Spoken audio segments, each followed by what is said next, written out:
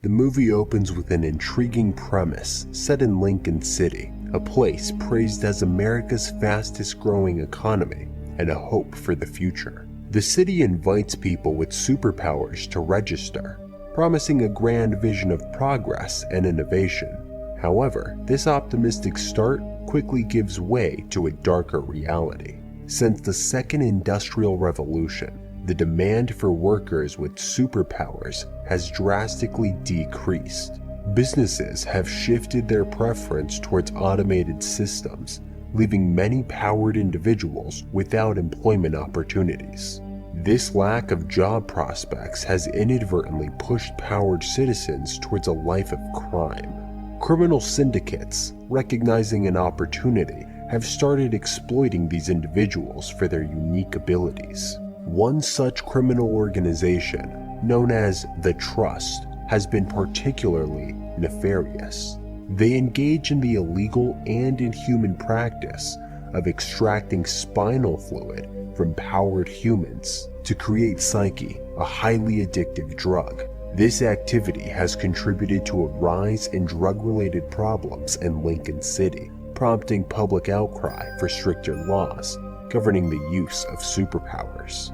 The city's police force has adapted to these challenges by deploying drones and advanced robots called Guardians. These machines are tasked with monitoring and apprehending powered individuals working illegally without a permit. This heavy-handed approach to law enforcement reflects the growing tensions between powered individuals and the authorities. The story then introduces Connor, an electrically superpowered individual who's trying to make ends meet in this challenging environment. Despite his superpowers, Connor finds himself in a precarious situation, working as a temporary laborer at construction sites while seeking more stable employment. After an unsuccessful job interview, he heads to a construction site, hoping to secure work for the day. The foreman allows him to work, but their brief respite is interrupted by a police inspection aimed at ensuring no powered individuals are employed without proper permits. The situation escalates when the police discover that one of the workers has an outstanding arrest warrant. As the police attempt to arrest a wanted worker, he reacts defensively, emitting fire from his hands in a desperate bid to escape. This act triggers a swift and deadly response from the Guardians, who descend from the drone and fatally shoot the worker. Simultaneously, in another part of Lincoln City, the police carry out a drug raid on an apartment belonging to a powered individual. The suspect in the apartment manages to temporarily disable a Guardian robot with a well-aimed throw of a disc. However, he's soon cornered by Officer Park. The raid uncovers a harrowing scene, a room filled with superpowered individuals being exploited for their spinal fluid, a stark illustration of the extent to which powered individuals are being abused in this society. The plot thickens as the police uncovers multiple bags of Psyche, a drug created from the spinal fluid of superpowered humans. The discovery links the apartment to Marcus Sutcliffe, a notorious crime lord involved in the Psyche trade. Meanwhile, Connor visits his mother, Mary, at the grocery store where she works. Mary, a cryokinetic with the ability to manipulate ice, is criticized by her boss, Dave, for accidentally freezing and dropping a sauce. This incident hints at Mary's struggle with controlling her powers, a difficulty compounded by a brain tumor. Connor, witnessing his mother's humiliation, nearly uses his power against Dave, but restrains himself. The confrontation ends with Dave dismissively asking them to leave the store. On their way home, Connor urges his mother to start chemotherapy, but Mary reveals the grim reality that they can't afford the treatment. The next day, while waiting for his side job, Connor encounters a van from Lincoln Power. Despite his friend Travis's warning about the van being associated with Sutcliffe's crew, Connor approaches the vehicle when the driver, Garrett, seeks an electrically superpowered individual. Connor negotiates a payment of $200 up front and joins the crew in the van. Inside, he meets Freddy, another powered individual who communicates with him through sign language. Garrett takes the group to a chemical plant, where Connor is tasked with disabling an electric fence. After a failed attempt with bolt cutters, Connor resorts to overloading the fence, while Maddie, another superpowered individual, melts the lock, allowing access. The heist nearly goes awry when a guard tries to intervene, but Garrett uses his telekinetic power to disarm him. After successfully stealing chemical barrels, the crew encounters a police drone searching for a red cargo van. To evade capture, Garrett instructs his team to disguise their vehicle, successfully throwing the police off their trail. Garrett then leads the crew to Sutcliffe, who possesses the ability to read minds. Inside Sutcliffe's club, tensions are high as Wesley Cumbo, a representative of the Trust, confronts Sutcliffe for failing to meet his payment obligations. Sutcliffe, forced to prove his loyalty, reads the mind of his associate, Copperhead, revealing Copperhead's violent thoughts towards Cumbo. Cumbo gives Sutcliffe a 1-week ultimatum to settle his debt. Garrett introduces Connor to Sutcliffe, who upon reading Connor's mind, deems him useful. Sutcliffe instructs Nia to show Connor around, but Connor remains cautious, indicating he's just passing through. Sutcliffe, unable to pay Garrett for the chemicals due to his debt to Cumbo, discusses another job with Garrett, seeing potential in Connor's powers. Back at home, Mary informs Connor that she tried to get her job back at the grocery store, highlighting their dire financial situation. Meanwhile, in the club, Nia informs Sutcliffe of her psyche shortage. Sutcliffe offers her a vial, but with a condition attached. On the streets, officers Park and Davis investigate the chemical plant robbery. They deduce that the chemicals were stolen to dilute Sutcliffe's psyche and identify the roles of superpowered individuals in the heist.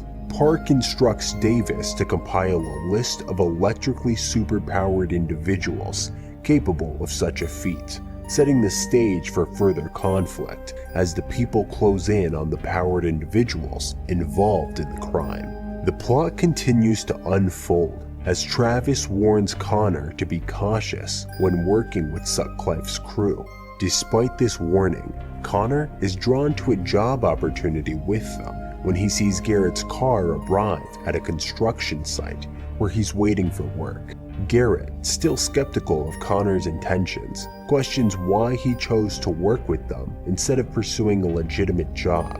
Connor reveals his desperate need for money to pay for his mother's chemotherapy, illustrating the difficult choices he faces due to their financial struggles. Garrett decides to test Connor's abilities by challenging him to deactivate a car alarm outside a diner.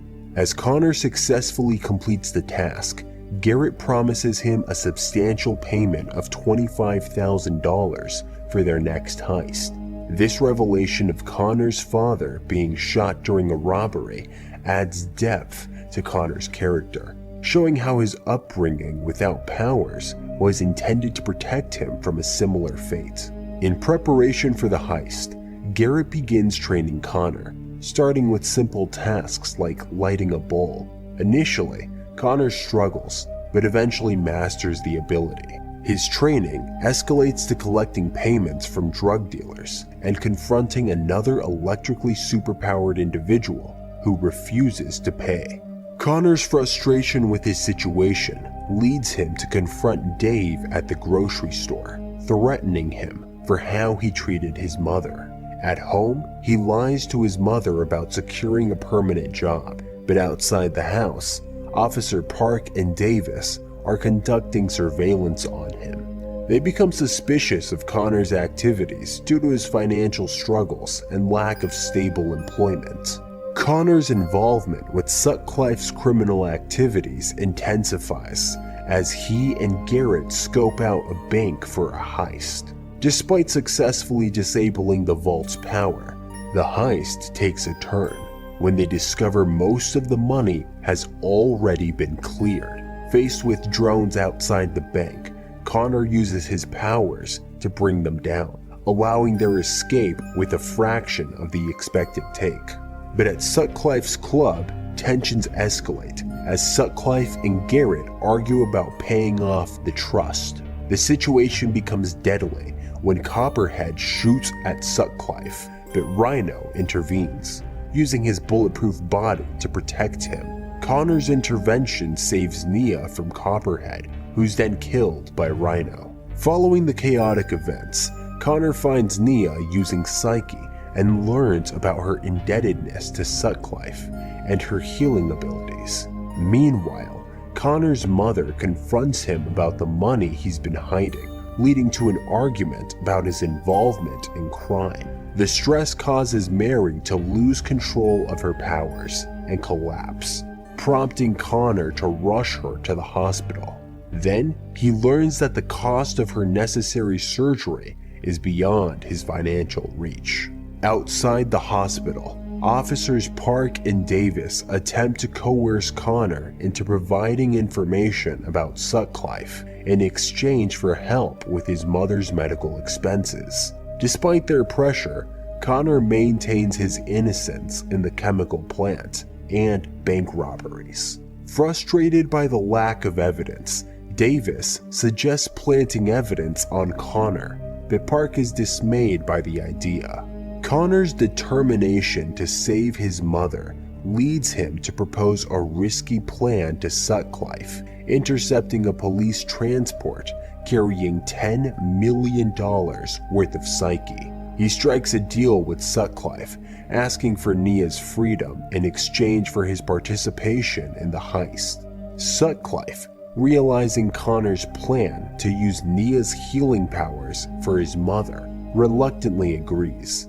The plan also elevates Garrett's status in Sutcliffe's organization, marking a significant shift in their criminal hierarchy. Soon after, the tension escalates as the team plans a high-risk heist, with Connor insisting on not harming any law enforcement officers. He approaches Nia, the healer, and promises to release her once she heals his mother. Nia, however, is frustrated with Connor, feeling that her value to him is solely based on her healing abilities. On the day of the heist, the team meticulously sets up roadblocks, anticipating the arrival of an armored van transporting Psyche. When the van is diverted, the team, including Maddie and Freddy, takes action. Garrett stalls the van with a garbage truck, and Connor unleashes a powerful electric surge, disabling the Guardians. The team skillfully takes control of the situation, using their powers to neutralize the guards and secure the Psyche.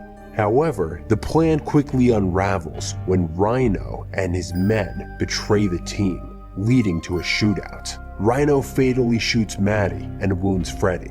Garrett and Connor manage to escape with Freddy, but he later dies to his injuries. Back at Sutcliffe's bar, Rhino delivers the Psyche to Sutcliffe, who coldly offers Nia a vial of the drug. Sutcliffe hints that he cannot release Nia due to her father's debt. Connor, grieving the loss of Freddy, blames Garrett for their failed heist and accuses Sutcliffe of betrayal. At the police station, Davis names Connor as a prime suspect in the heist, but Park argues that Connor is merely a pawn. Connor visits his mother in the hospital, promising to find a way to treat her, but she pleads with him to let her go. Meanwhile, Park faces personal challenges with his daughter, Lena, who's afraid of being denounced for her powers. Travis, acting as a messenger for Connor, arranges a meeting between Connor and Park at a diner. Connor offers to help the police capture Sutcliffe in exchange for turning himself in. During a police raid at Sutcliffe's bar, a shootout ensues. Sutcliffe, Nia, and Rhino escape, but Garrett intercepts them. In the ensuing confrontation, Rhino is killed by Connor and Garrett, and Nia refuses to heal a wounded Sutcliffe. At the hospital, Connor brings Nia to heal his mother. However, seeing Nia's struggle, he stops her, and his mother passes away. Outside the garage, Park and Davis discover Sutcliffe's body. Connor surrenders to the police, ensuring Nia's freedom. In the aftermath of the tragic events, lawmakers propose a ban on the use of powers in Lincoln City. Park and Davis are commended for their bravery. Garrett meets with Cumbo, paying off the debt owed by Sutcliffe. The story concludes with Connor visiting his mother's grave, reflecting on his inability to see her for a while. Nia visits her father in prison, hopeful for a new beginning, free from Sutcliffe's control. The movie ends on this note.